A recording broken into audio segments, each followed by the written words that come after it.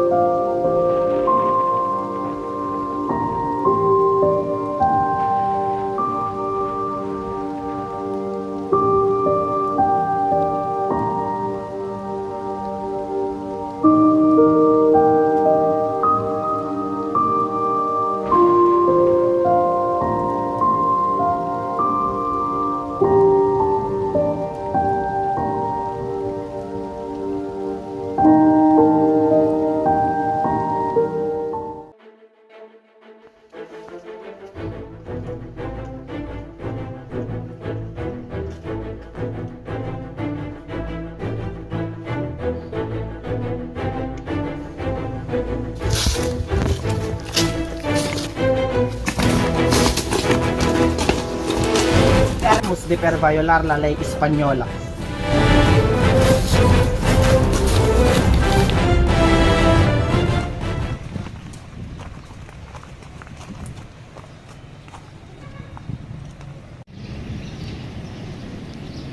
Magandang araw, Ginoong Rizal.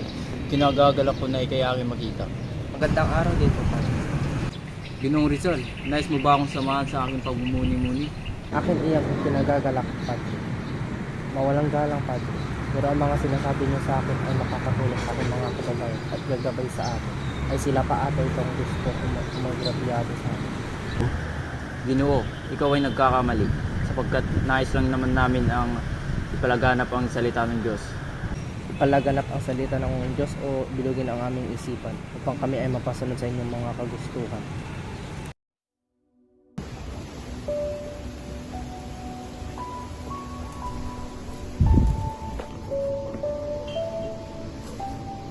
Naririto ako upang ihatid sa iyo ang isang balita. Ang balitang iyon ay nilalaman ng liham na ito.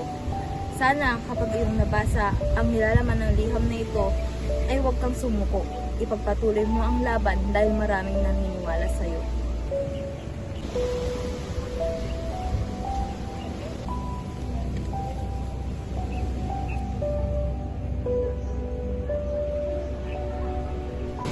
Ang pinsan nating si Leonor Rivera ay pumanaw na pagkatapos niyang isilang ang kanyang pangalawang anak sa kanyang asawa.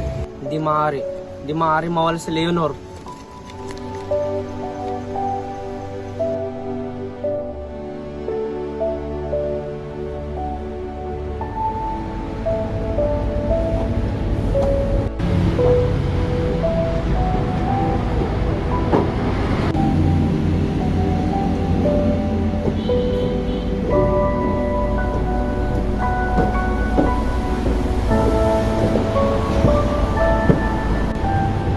Magandang umaga, senyor. Magandang umaga rin, Josephine. Ano ba yung tinitignan niyo diyan, senyor? Hindi ba't napakaganda ng tanawin? Siyang tunay. May nais pa sana akong sabihin sa inyo, senyor. Ano ba ang nais mo sabihin? Senyor Toffer, napagkasunduhan na namin ni Jose na kami ay magpapakasal na. Napakabilis naman nata. Hindi ba't kakilala niyo lang? Hindi niyo pa lubos kilala ang isa't isa, Josephine. Mahal ko siya. Mahal namin ang isa't isa. At ang pagkilala namin sa isa't isa ay magagawa din namin yan sa darating na araw at buwan na kami ay magkasama. Sigurado ka? Papakasalan mo ang lalaking yun? Mag-isip ka, Josephine. Oo, Ama! Papakasalan ko ang lalaking yun kasi mahal ko siya. Sadya mo dito din-umpisa. Padre, nais ko sana natin yung ikaw po. Pero Diyos ko, Salvo, hindi ko kami pwedeng ikasal hanggat walang pahintulot ng obispo ng Cebu. Pero Padre, mahal ko namin ang isa't isa.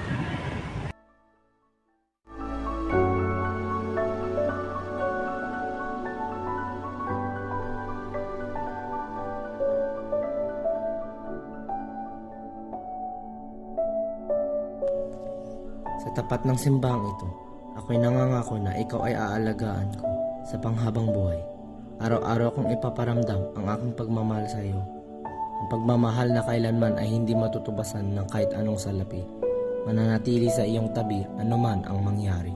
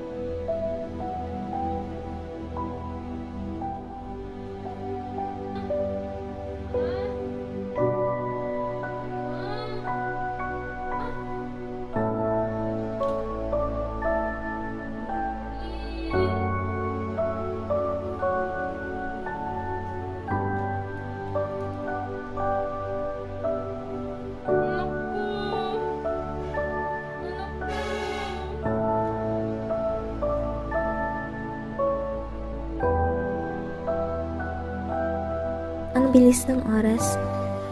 Parang kailan lang nang ikaw ay aking hiniling. Tapos, ngayon ay wala ka na. Kinuha ka agad sa akin. Francisco, anak ko. Masakit ang iyong pagkakawala. Walang buwan kitang dinala. Ikaw ay nagkabot sa akin ng kaligayahan. Sa akin ng iyong ama. Pero, tadhana, napakamalupit sa atin sapagkat ikaw nga ay aking iniluwal. Pero bakit ganun? Ikaw lamang ay nagtagal ng isang oras. Masakit, mahirap, masakit ang iyong pagkakamala, anak.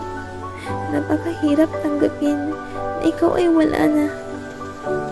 Pero, ako at ang iyong ama ay walang magagawa kundi ang tanggapin ang mga nangyari at magpatuloy.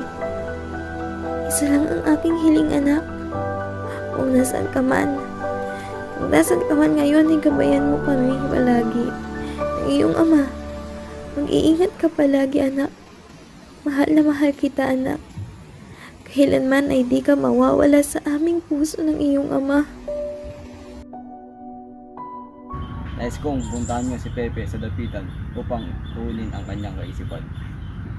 Susunod po, Ginoong Bonifacio.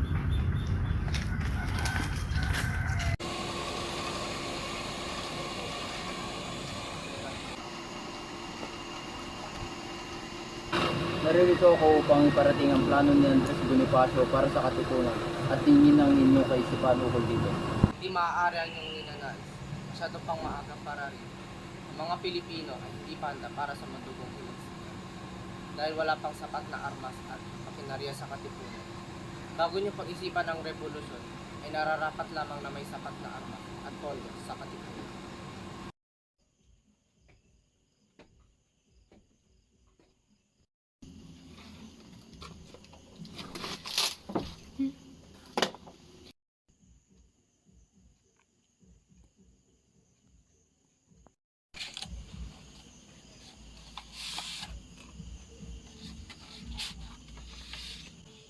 Ako'y humihingi ng inyong pahintulot na pumunta sa Cuba upang maging isang voluntaryong doktor ng mga militar. Aking nabalitaan na ang pagkukulang ng mga doktor roon at sana ay payagan ninyo akong magpunta. Ika-2 ng Hulyo, taong 1876, aking malugod na tinatanggap ang iyong voluntaryong paglilingkod patungo sa Cuba. Ikaw ay mabibigyan ng pahintulot patungo sa Maynila at Espanya kung saan nagaganap ang kaguluhan. Ang ministro ay papadala ka sa Army of Operations sa Cuba. Diyos ko, tulungan niyo po ako. Hindi maaaring mawala sa akin ang aking anak. Buksan niyo ang isipan ng Heneral at ng kanya akong pakinggan sa aking kahilingan. Nawa ay maramdaman nila ang sincero ng aking paghingi ng kapatawaran para sa aking anak. Huwag niyong hayaan na mawala ang aking anak na ang nais lamang ay ang makakabuti para sa bayang ito at sa mamamayang Pilipino.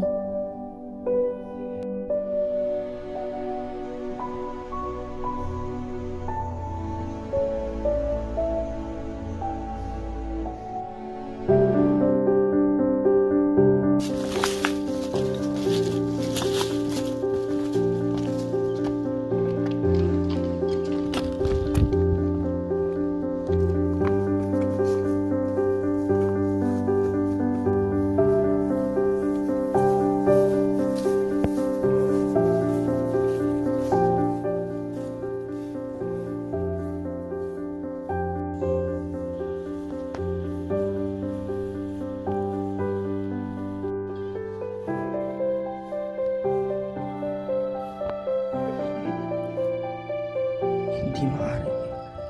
Nakakapagtaka. Bakit ganoon? Bakit normal ang pintig ng kanyang puso?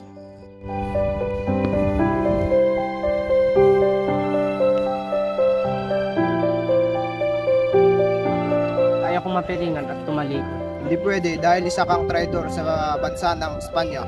Kahit kailanman ay di ako naging trainer, yun ang bayad ko sa Espanya. Di ba wag niyo ako karilin sa aking ulo, kundi sa aking likod na lang, diretso sa aking puso. Maaari. Atensyon!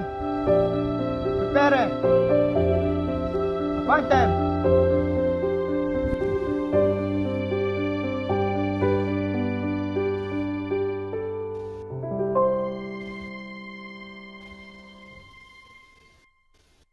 Fuego!